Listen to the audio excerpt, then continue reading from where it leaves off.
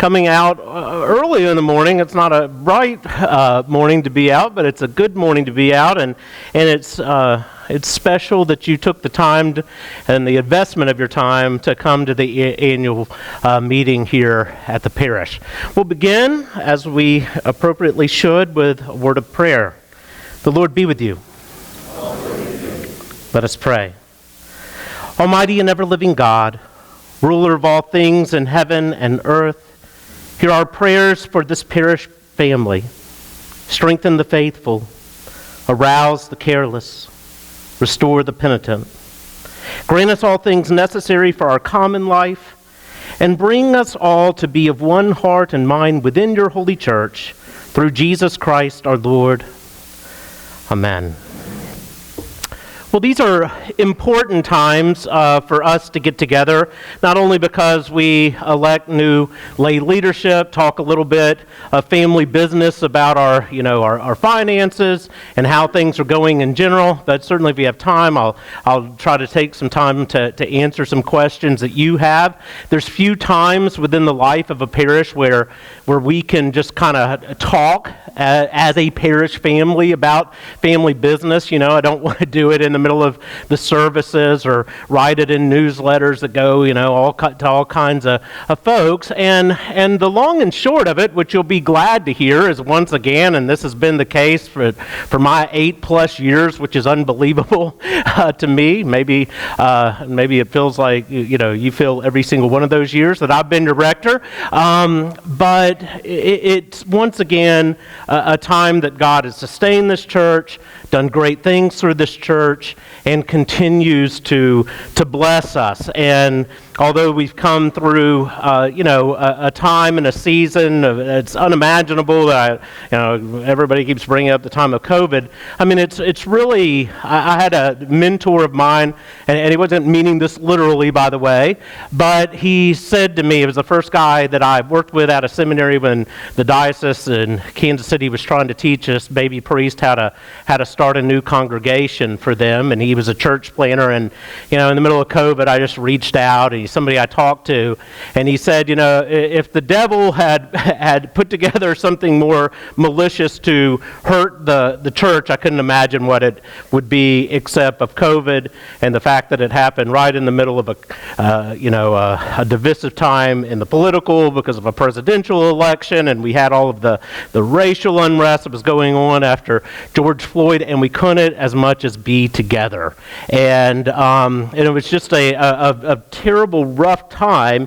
And churches, including this one, are still trying to rebound after this. And I keep in touch with clergy from around the country. And yet, when we had our diocesan clergy day here, as much as I worry and find things to, like anybody else, that I can find things to complain about or don't think that they're as they should be.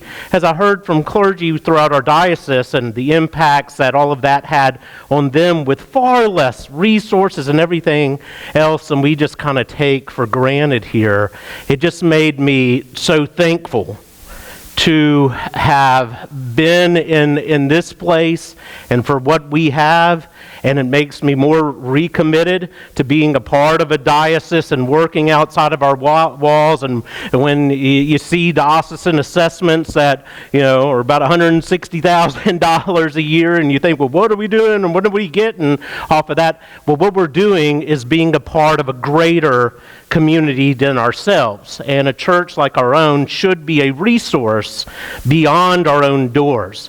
Those to whom much is given, much is required, as Jesus said, and I'm proud to be a part of a church that does that. So I open with that, and one of the ways that God has blessed us is through our vestry and our lay leaders within that. And you'll notice, and these are on your table, obviously you don't need to read them right now, but work has gone into all of these reports, and I do encourage you to take one of these and read about the good things that are happening in the ministries of this church. But right there on the second page, you'll notice the vestry classes. And in particular, I want to note those who have served their 3 years and are our are outgoing vestry members. And those folks, and if you're here, you can stand up. James Brakel, Ray Cobb,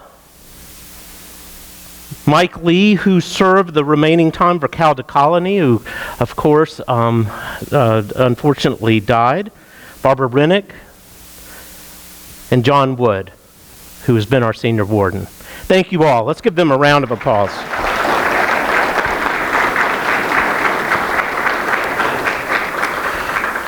So we always vote in a new class, and we have 5 open positions each year for vestry, and we have 5 nominees for vestry.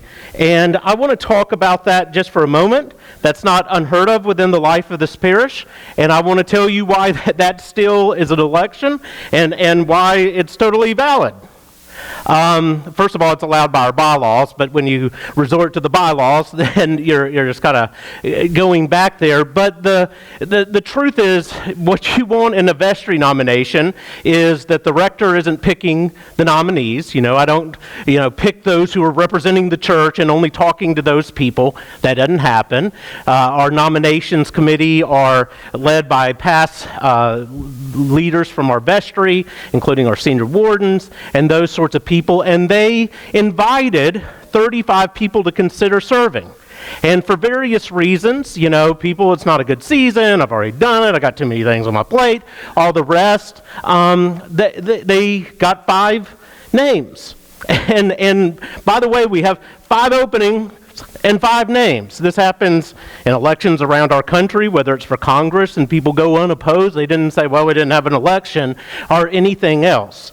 I can tell you, just on a pastoral note, why this doesn't bother any pastor within the life of the church. Because, truthfully, there are times when vestry elections happen, and people don't really always love to lose at church. Right? and sometimes it causes hurt feelings, and those who kind of complain about, well, I didn't get a real election because I didn't have all these names, probably aren't those who have ever lost one of these elections. And as much as you go, well, everybody has to have thick skin, well, I've lost plenty of elections in the diocese. I almost do every year, and it's truthfully because I'm a part of the largest church in the diocese, and they go, well, we're not going to give them more. And, and I'm glad not to serve on another committee, but it doesn't feel good to lose an election of any sort. So that's number one. Secondly, it's hard for us to build new leadership when you have folks who are fairly new to the church, and not near as known as someone else on the list. And I can almost tell you, after being here 8 years, and David, who's been here as long, we talk about this, we can predict who's going to win that election, and it's oftentimes by who's just, not going to the gathering service or has been here the longest. And any church needs to be building up new leadership. And what you have before you in this amazing slate of people are almost, I think, to a person, new leaders. None of them, I don't think, have served on our vestry. Some of them are new to us. And by the way, if you say, well, I don't even know who that person is, you need to add a word to the end of that sentence.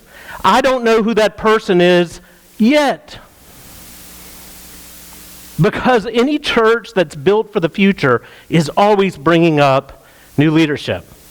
So, I didn't make the list. Our nominations committee went out beyond these 5 people, and nominations were open, and by the rules of our church, that is the list. Now, if you just really have to write on a slate, we prepared them for you, and you can write on there. I can tell you, as long as everybody gets some votes, well, they're going to win. So I would appreciate if somebody would make a motion that we vote in the class, which I'll introduce in a second, just by voice acclamation. Okay, Ada? Okay, thank you. All right, so if the few, I know one person is not here in this group of people, and that's Jennifer Castile, but You'll love getting to know her. She's fairly new here, excited to serve. She's a reading specialist like my own wife is, and just a wonderful new family in our congregation, and she's going to be great. But I think most of the others are here, and maybe all of them. Laura Hell, Paul Jenkins, Hansford Leake, Max Wiegard. Let's give them a round of applause for being willing to serve.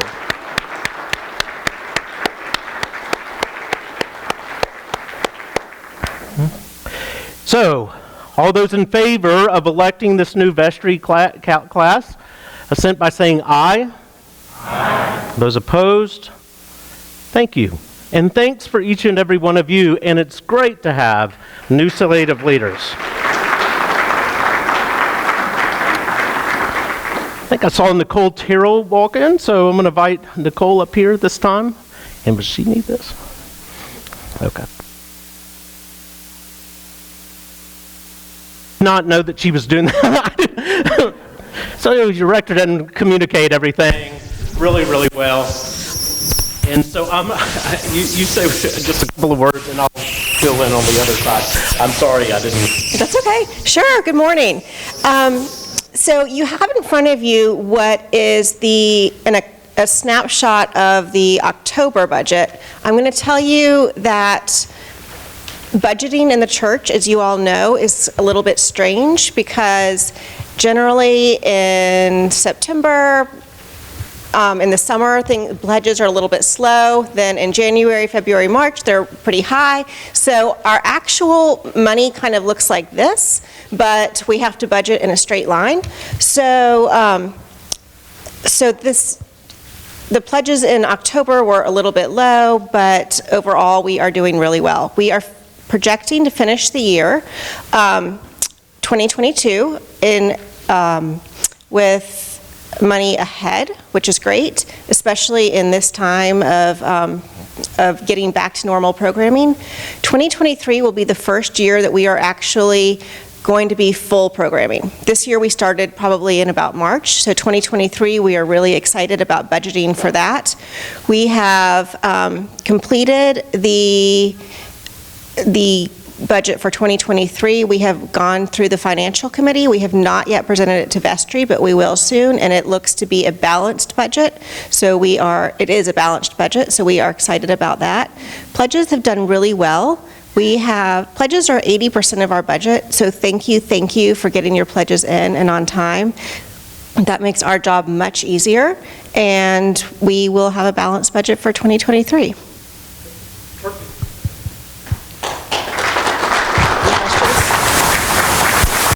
Thanks. Does anybody have any specific questions with regard to this? Okay, thank you. And I'm sorry again. You did that, by the way, that was perfect for not having the warning I should have given you. The only thing I would just add on top of that, and by the way, I'm drifting in to the rector's report here with this because it all kind of goes together.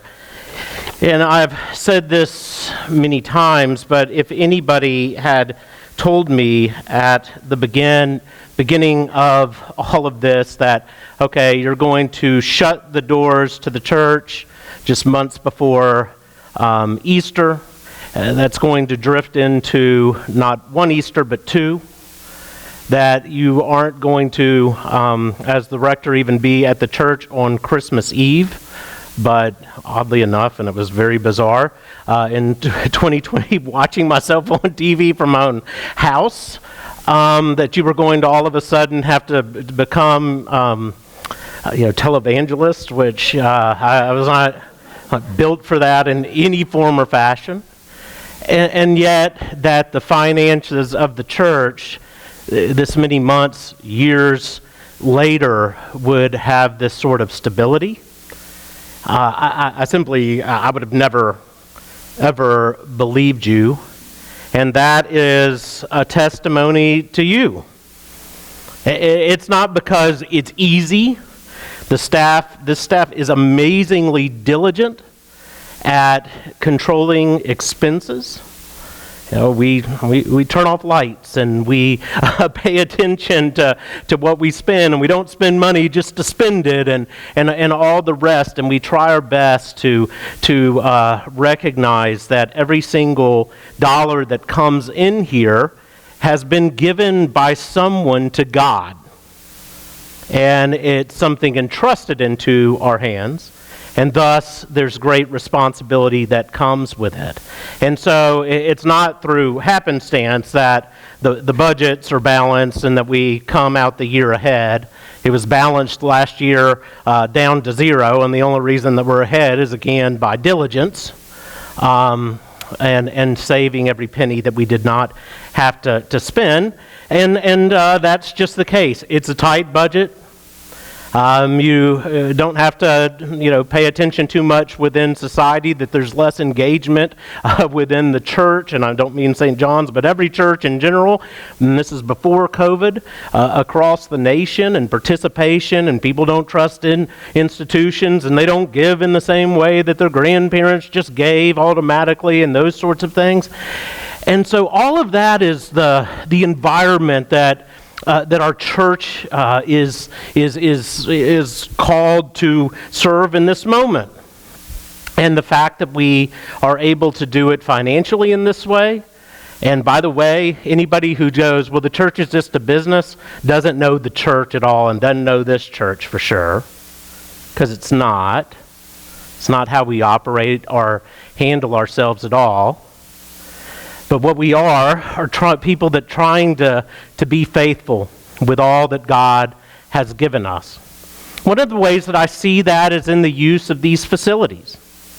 And you can see, in this very room, the wear and tear that we have, and the need to try to update and keep ahead of that. One reason for that is because we use here what God has given us, not in some way to hoard it unto ourselves, but as a gift for the world. And one of the shocking things to me when I came in the doors, and it wasn't because the other churches that I served in, were not using their spaces well, or that they were trying to use that only for themselves, is that you had this beautiful, historic church, and there were constantly groups from outside of our church in here, and we gave the groups, tap, and we would have holiday parties for adults with developmental disabilities, and I would be upstairs in my office, which is right above here, and I would hear music and dancing and all kinds of, and I would say, what in the world is going on in this church? And it was because this church opens its doors. And every now and then you could walk by, and on the stone you think, well, this is some secluded place and it has the stone walls, and it could be that if you made it that historically. And yet the heart of this church is to be open to the world about it. One of the things that we've mourned seriously since COVID is the fact that there's not so much going on in this church. And it's something that has to be thought through, because we have this huge facility that really is built for a pre-COVID world, right? And to be inventive, and in the years ahead to say, how do we really use this space that God has given us, knowing who our hearts are, that we open our doors to the world about us? Where is the world's great needs needing to be met by us? And so the resources we have, whether it's through our property or through the gifts that God has entrusted us because of your generosity, the leadership and what the vestry is about, and the clergy and the staff, what we're up to is really trying to make those things meet. And that really is the heart of this church. And I would tell you, I believe that one reason that God has continued to bless us and that has inspired your hearts to give to the ministries here is because that's how we go about things. I would not think that God would continue to bless those things undeserving of his blessing. So that's a congratulations to you. I want to acknowledge our staff, who basically every every position that they had, and the description of their jobs was tossed up in the air after COVID, and everybody became, a technician or, somebody who helped run, the video cameras, or lent their iPhone to record a service or something like that. And everybody just kind of got out of their own lanes and said, hey, we're all in this together. And we have an exceptional staff, clergy and lay. The amount of work and effort and programming strength that they have done is immense. The breadth of it and comprehension of it is mind-boggling. And I encourage you to encourage them. First of all, with your participation in the good things going on here, but also just every now and then an attaboy or an attagirl, and let them know how valued that they are. Because really, they did sustain us through those times, but they continued to build something great. I'll talk about my sabbatical in a moment, and a thank you for that. But in the same vein, I want to thank the staff and acknowledge the staff through that period. When I came back, and the summer months are different seasons in the life of our church, but at a St. John's, they're planning times too. And when we came back, we had this fall programming and everything that you see, Christian education and going on in our small group ministries and all the rest, all of that was put together and planned by them up to and including our stewardship campaign that usually I oversee. And so all of that was done, and so no one owes them a bigger debt of gratitude than me. And to that end, thank you for the ability to take some time off to regather myself and to have that sabbatical. I know not everybody can do that, and I know that I worked in the bank for 50 years and never took a vacation. Well, first of all, I'm not sure that's healthy, but what I do know is that all of us have to step back. And maybe nobody in a few places more than clergy. Clergy get lost in the way that they get lost, and this is kind of inside baseball. But nobody, unless they're just sick, gets into this for anything else except love of God and love of people and a desire to serve Jesus. But you can get lost by becoming just a religious professional, or a guy who runs a large facility and staff and oversees a budget and has to do all this sort of stuff. And all of us have to take time and go, hey, I got to go back to the first things. And you gave me the space to do that. And I just want to say thank you for allowing it. And I hope that you'll find that it pays off and is paying off in my ministry going forward. I want to talk about a few things that you'll note within your reports.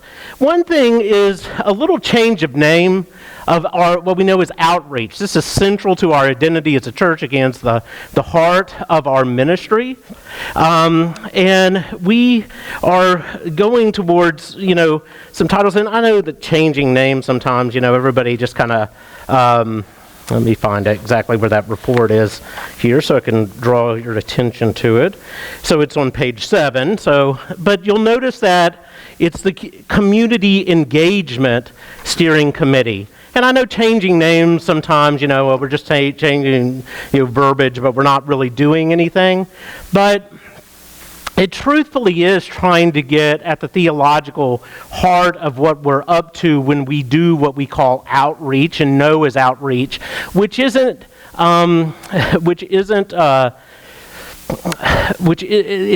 word outreach. What we kind of struggle with there is that it's like we're insiders and they're out there, and so we're just going to do for them out there. And I hope when you get done with the sermon, you'll see why I don't really believe that there's an in here and out there and special place and not that special place and even thin space and not and all of these sorts of things.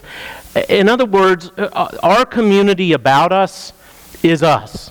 And we are involved with them. Like John Donne, that great Anglican priest and poet, said, I am involved in humankind, mankind, as he said it, because every man's death diminishes me. Every person's life, in other words, means something to me. And there's nothing happening out there that's not a matter of who we are in here. So I know it's a small little change, but community engagement, and just putting it that way, is trying to say, hey, St. John's is a part of this community. God placed us right in the heart of downtown, and our neighbors are us. And when we go forward, it's not going to be like, hey, we've already decided, we already said anything that we do new. Wouldn't it be just kind of like, hey, come to us and we'll decide if we dole out some money, that sort of thing. I know nobody thought it like that, and I'm not trying to put that in a negative term, but that we would get involved in people's lives instead of them coming, here and there, and then we just never see them again. That we really wanted anything that we do to be involved in our community. So that's a small little change that you will notice, and hopefully it'll be something that you see in the work around us as well. I also want to just kind of revisit our Cornerstone campaign. And this was the capital campaign that was launched and made public right in the winter and early spring of 2020, and then immediately shut down. And yet, because of all of the work that was done beforehand, we knew that we had to take care of this facility and make sure that that this place is here on the corner of this part of the world in downtown Roanoke for generations to come, that we needed to take care of the major maintenance of it, and the inevitable roofs that leak, and air conditioning systems that go out, and all the rest. And the need that we had was ultimately, we knew, was going to be $4 million. $1 million, just for your memory, of immediate needs, $1 million over the next 10 years of needs, but then ultimately $2 million for to basically put into our endowment, in order that would feed money every year to only be used for the upkeep and renewal of this property into perpetuity. And we have raised just right around $3 million of that, even though the fact is that, again, right when we went public, we had to shut down. We always talked about it in the sense of need instead of goal, because we kind of figured that we were told by our consultants that we could raise about $1 million, because that's the least sexy campaign in the history of the world, just to raise money for future air conditioning issues. You're not. It's easy to put somebody's name, on the Parish Hall or something like that. But nobody really wants, the memorial air conditioning system, that sort of thing. And so they were not super optimistic about our chances to do this. And yet, because of the faithfulness not only of the leadership of that campaign, but ultimately because of you, it's there. And I say that last $1 million we always knew was going to be out there, that when you're going to hear more about various ways, and it's not just the endowment, there's going to be other ways that people give, and we have people that love the organ and give money to the music programs, and all kinds of ways that people have gifted our church, and it's broad, and you can do it as you wish. And yet, because of what you've done, and hopefully what people will be inspired to do in the future, in 150 years and 250 years, there's going to be a St. John's here on this corner.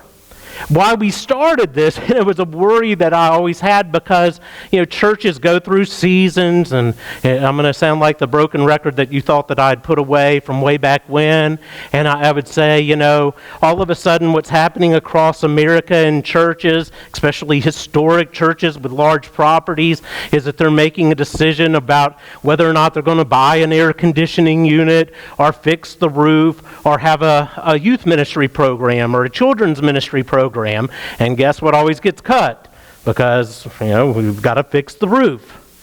And churches were going into death spirals because of that. And I said, St. John's has been on this great roll, and we're doing well, but churches go through seasons, and there could come a time where there's an emergency or a hardship or something that comes up in the life of our church, and we need to make sure that we have the resources just to basically keep our doors open. And little did I know that here was coming COVID. And so that emergency came immediately, even before the campaign was over. And for me, and one of the reasons I keep bringing this up, is it's one of those things that consistently comes to my mind, especially if I'm having a bad day or something like that, or wondering where God is in all of the mix of parish life, and that happens from time to time, that I remember the fact that timing to me was nothing but miraculous. That we did that right then, because it would have been impossible to have done it afterwards. It's not something we would even think about doing right now, and yet it was done at precisely the right time and place, and you, again, came through, and so thank you so much for that. I just want to say there's a couple of things, and, what we can't do in family conversation sometimes is just kind of say those things that we just need to be reminded of. And I want this heard in the right spirit for sure. This isn't, hand-wringing or complaining or anything like that. It's just things I don't know always how to say, but they pop up. And it's just kind of a pastoral encouragement to remember, okay? So every now and then, and sometimes it's when we're making vestry calls for, hey, get your pledge in, those sorts of things, that we'll hear this. But every other times, I hear of something that was dropped pastorally, and I want to let you know as the rector of this church and speaking for all the pastors within this church, nothing breaks our heart more than hearing after the fact that someone's upset because they were in the hospital and they did not hear from their church. But what I have to let you know, and this is where the encouragement comes in, is when that happens, it's not because we were told about it and invited to visit someone and we said, well, we're just not going to do that. Or that person doesn't matter. Sometimes people say, well, I was in the hospital, and they somehow assume the hospital will let us know. The hospital is not going to share your information. They're not going to call us up. Sometimes we've noticed that people put something like on Facebook. And if you've noticed, for my own sanity and probably your own, I've kind of quit even hardly using that and going to that. And I got to pick things up on social media, hints of this. The other thing that's happened is something will be mentioned in an email somewhere that I've heard. And we get a million emails, and it wasn't asked for the clergy to come or something, but in back and forth in emails say, well, so-and-so's sick. We can miss this sort of stuff. All to say, if you know of someone who is sick, or if you yourself need some pastoral care, call us. Please let us know about that. Now, I want to say this is a very minimal, issue and problem. It's not like some massive thing. And yet, again, it's not something I really have a chance much to ever share with you, and so don't assume that we're picking stuff up. Every now and then I'll hear, well, so-and-so was sick, and and just everybody knew that. Well, I didn't know that. And everybody doesn't want the same pastoral care. Some people don't want to be visited. Some people don't want to talk about the oppressive things that are going on in their life and the grief that they're dealing with all the time, other people really need someone. And so just realize with those phones, they ring both ways.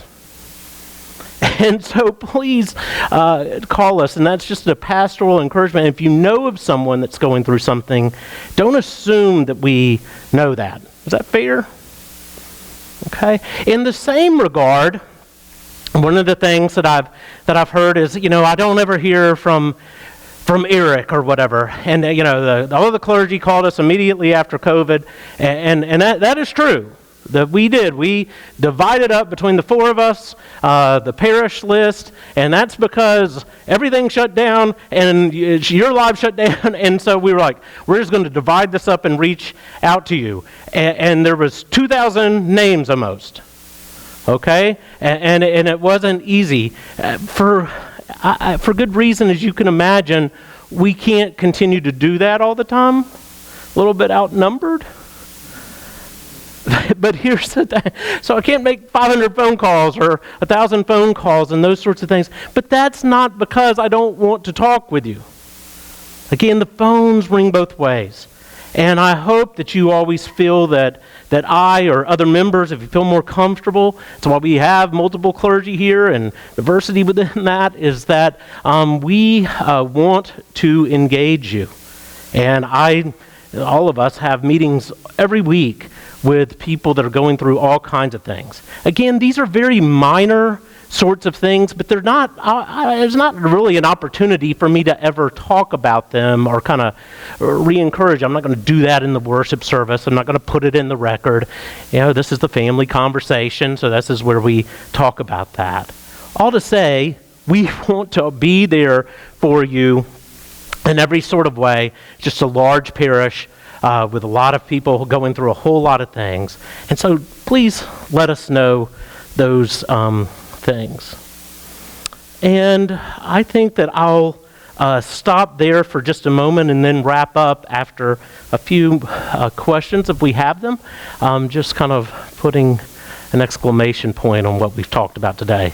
But I talked a lot, so I'll be quiet for a moment. Anybody have anything that they want to ask anything about? Oh, Kathy, I'm sorry.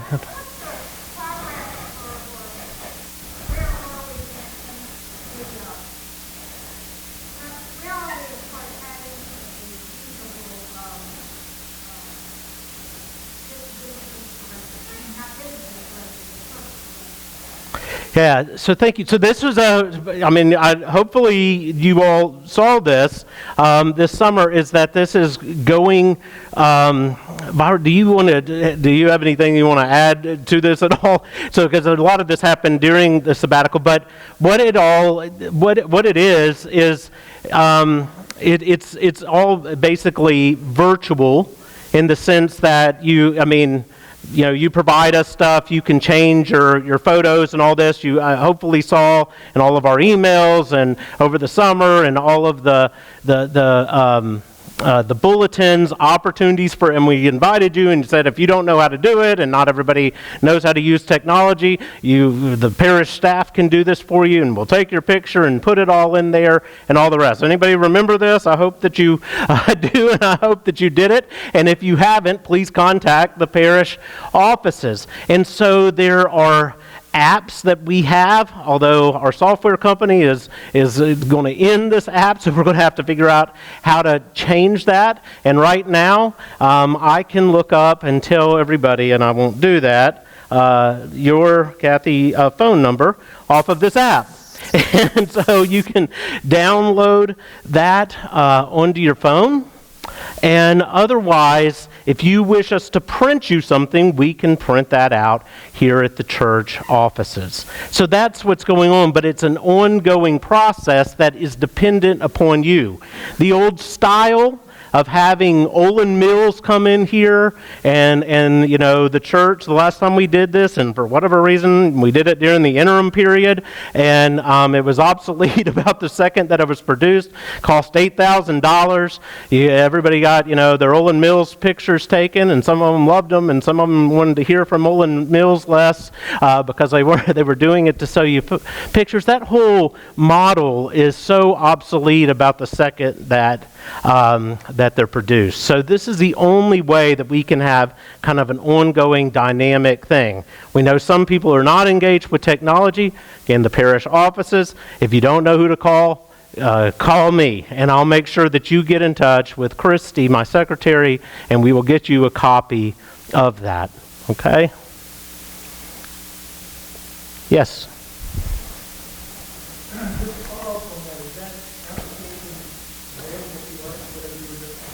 Yes. Okay, so why don't you just send me a message this week, and I'll make sure that you get it out there, and I'll make sure it gets put out to the congregation once again. It's called a Church Life app. It's through our church, management software. But again, I have it right here on my phone. And Richard Fife.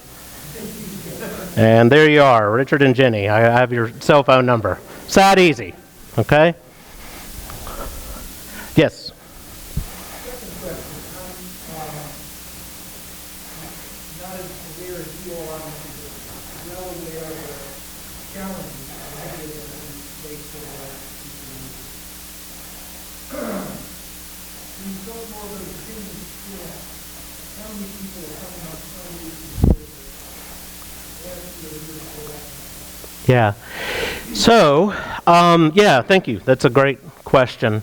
So, our very last parochial report, which is the report that we give to the Episcopal Church before COVID, was average Sunday attendance at, I think it was 483. It was right around 485 a Sunday. Anybody with eyes knows that we don't have 485 people now showing up to services. The trends, thankfully, are up, but God only knows if it's ever going to be like that. I will say that that what COVID did was upend church participation and attendance habits. And for most of us, if we're realistic about our own lives, many in this room would acknowledge that that's the case with you as well. And so some folks, we the whole time have wondered, have they drifted away, and those sorts of things, and then they'll pop back in, and and we'll notice them out in public, and they'll say, I'm keeping up with you on through the live stream or whatever, and actually say something that I said, so I know they're not telling me that just to make me feel good, but all of it has been upended, and I'm not sure if it makes, if it should make me feel better that everybody that I know of everywhere in every church across America is dealing with the same thing, and it's not just isolated to us, in other words, but this is pretty much what's going on in churches across America. I keep up a good bit with George Anderson, and we just compare notes with our former rector, Barclay Thompson, and other groups of people around the church, and it's odd almost how consistently they've mirrored each other. Right now, I would say on an average Sunday, we have about 60% of what we had pre-COVID in average Sunday attendance, which sounds great because that attendance went down to 0, as you remember, for a very long time, and really had to build back up, but it has been growing.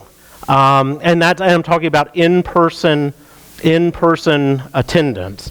It's very, very difficult for us to know how many people are coming in through our live streams, because how that works is we can say, on average, I think it's about 185 to 200 folks. The last time I looked at it, that'll be engaged there. But all we know there is that somebody looked at a screen for a second.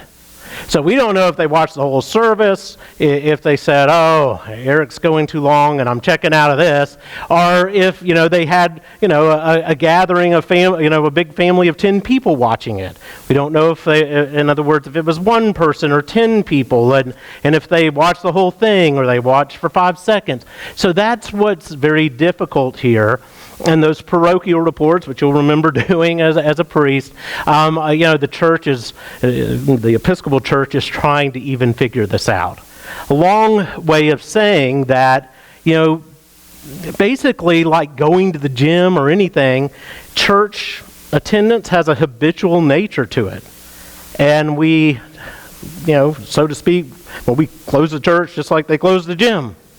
And those habits have changed. And so we notice this, that somebody that would come every week may now come, every other week or once a month. And it's kind of a wild ride because every Sunday we almost have a whole new congregation. But it is just kind of what it is. And it's not because, that we're doing something wrong or that we're unique here at St. John's. It's just what's happening across America, and it's, that overused phrase of new normal, that's what we're contending with.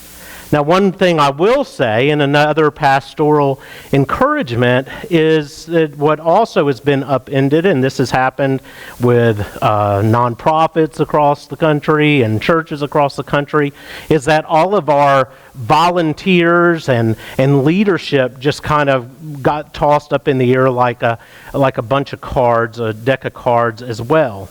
And that has been very difficult for us to piece back together. Again, I don't know, it should make me feel better, but when we recently had, the rescue mission here, they were saying the same things going on with them. Now, part of this makes sense because, as you well remember, everybody's schedules pre-COVID were also overstressed. And people were almost like kind of zombie going through, I've always been on this committee, or I've always done this ministry, or I've always volunteered in this way. And all of a sudden, that just went away. And as you can imagine, some of them said, well, I just don't need to be putting all that stuff back into my life. And so that has been really difficult for us. It's a reason that having new leadership matters. Because some folks who have just, I did that ministry for 30 years, and I was going to, I guess, do it until they put me in the ground here at St. John's, and they had a chance to back off of it, and it was time to let it go. The other discernment on the other end here at the life of the church, and I'll just tell you that this is a live thing, is that we have to discern what ministries had their season. Because one of the things that's also happened with our staff, and another reason to thank them, is that because so much of the volunteer participation has eroded, that the staff is ending up doing more and more of these programs. So when you have a big party for the church, we used to have teams of people that would do this, and now it's the clergy sitting around the table with the other staff members and going, well, who's going to make sure that they order the pig for welcoming Sunday and get the sides together and all that sort of stuff. So if you want to volunteer, if you don't know your place within the life of the church, please let us know. That's a long-winded way of answering your question, which is that everything has shifted. And yet, we're figuring it out, and we're figuring it out together, and hopefully we mostly are figuring it out in grace with one another. Does that answer your question? All right, maybe one more, and then I'll stop. Sure. So one of the things, what David just told me, is that one of the things that you're going to notice and is what used to be Canterbury Books. One of the casualties of COVID was that, we shut down the bookstore and the bookstore just couldn't come back. The bookstore, it served its day. And by the way, ministries and things have seasons. These aren't failures. By the way, within life of the churches, that's just how things work. But if you go up on the fourth store and you notice where Canterbury Bookstore used to be, right now it's just kind of this, it looks, it's just this empty space that's sad, and looks like kind of that strip mall that, the Target went out of, and that's just, sitting there. And so, we got sick of that. And so we are revamping this space, and in the process of ordering the furniture. Hopefully is ordered, and we are going to make this a gathering space that's more informal. When people have come, for music academy, and parents have been here, I've noticed at times that they just sit on the floor. There's nowhere to sit, and so it's going to not be like a conference room sort of setting. It's going to be more like a family room or a living room. And when I meet, or other clergy meet with families that are planning a funeral, as I did this week, and there's more of them than can fit in my office, I don't have to go to a conference room with them. We can sit in a comfortable place. If you have a book study, you can sit in there. And so it's going to be that sort of space that's just kind of open to anyone that wants to kind of escape from, life for a bit, or needs a place to hang out. And so that's a change that you're going to see as well. Changes that are made possible again because of the generosity of our people, so that we don't have to be that sad strip mall with that, kind of vacant space that just never gets filled. All right, I have to get ready for church. And so let me just end with this. This church, again, and it's kind of where I started, this church, again, has a history of being faithful within this community. And this church is vital not only to our individual lives and our families' lives, but to this community. This church does immense good, and Roanoke would not be the same in ways it doesn't even have a clue about if there was no St. John's. And there's no St. John's without all of you. Without what you give, without you showing up, without you putting your efforts within it. And as I say all the time, we could never be what God asked us to be without you being here with us. We really do need each other. And this world with its many divisions, and where people never have a gathering space and can talk in difference and not always vote the same and think the same and make the same and think the same or look the same and all the rest, all of that is trying to be overcome in this community. And as the world gets less and less places like this, where we're overly siloed and only going to places and amongst people that think exactly like us and all the rest, we very intentionally, being Episcopalians and an Anglican tradition, have comprehension to us and a vision for the world, and a sacramental vision that says God is active in the world through stuff, and the world, therefore, isn't a place that God is moving away from, but moving us out towards. And that's why we have community engagement, and that's why we're located in the center and the heart of downtown, and that's what St. John's is now and will be as long as you keep showing up and allowing it to be, and God blesses us through our efforts. And so I'll leave it there. Thank you so much for coming.